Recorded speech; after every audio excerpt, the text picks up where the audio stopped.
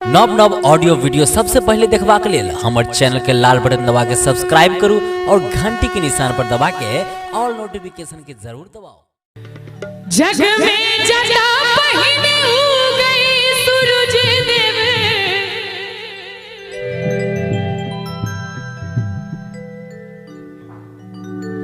कोशी कमला बलान रे,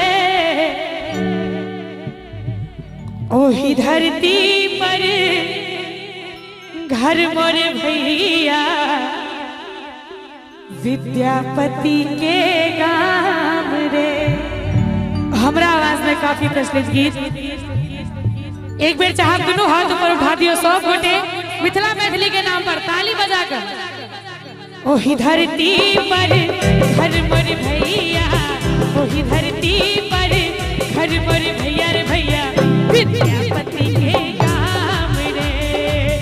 ओही धरती पर घर मोर भैया विद्यापति के गाम रे। जग में जटा पहिने उगई सूरज देव, जग में जटा पहिने उगई सूरज देव, कोशी कमला बलान रे। ओही धरती पर घर मोर भैया विद्यापति के गाम रे।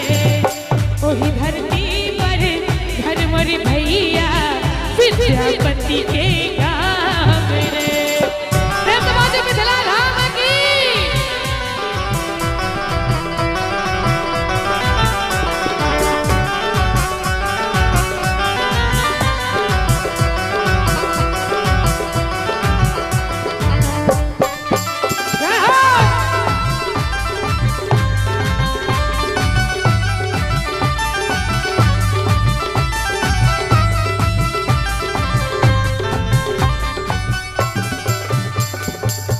माई जरावे दिया बाती, मैया सबका बैठे साँझ बराती।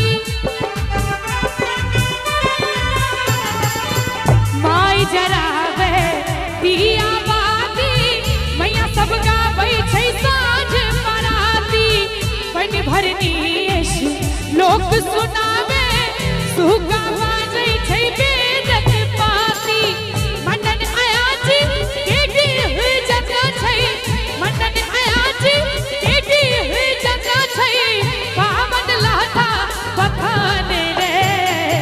ओही धरती पर देखू घर मोर भैया, ओही धरती पर घर मोर भैया रे भैया सीता बहिन समान रे।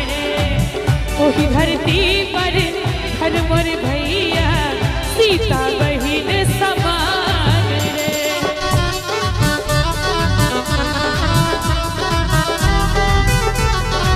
क्या बात है, क्या बात है।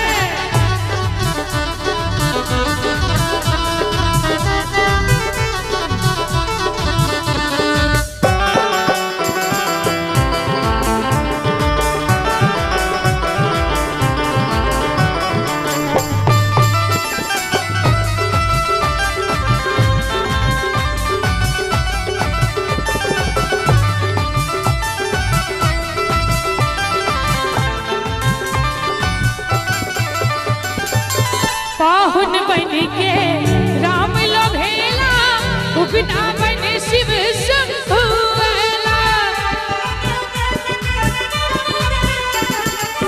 पाहुन बन के राम लोभेला, उगना बन शिव शंभुएला।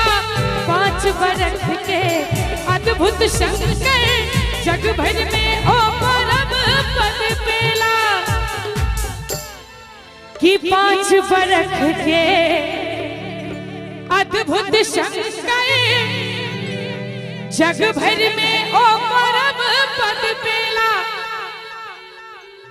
त सोहर लगनी जटा जटिन के रे, सोहर लगनी जटा जटिन के रे, सुंदर मिठकर तान रे। और जे गोटा ताली नहीं बजे थिन हुनकर सातो विद्यानाश। ओनाहिते ओकर सरस्वती पूजा बीतले। एक बेर दुनू हाथ में उठा दियो सब गोटे। वही धरती पर देखो घर मोर भैया, वही धरती पर घर मोर भैया रे भैया बहुत राम समान रे। वही धरती पर घर मोर भैया बहुत राम समान रे। वही मैं कहा बड़ा सुंदर, कनी ध्यान देवे सर।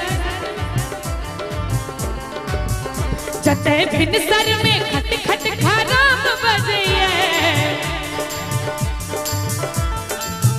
जते भिन सर में खट खट खराम बजैया, हमरा स्वर्गो सनी मिथिला धाम लगैया, हमरा स्वर्गो सनी मिथिला धाम लगैया। जते भिन सर में खट खट खराम बजैया, जते भिन सर में खट खट खराम बजैया, हमरा स्वर्गो सनी मिथिला धाम लगैया, हमरा स्वर्गो सनी मिथिला धाम लगैया।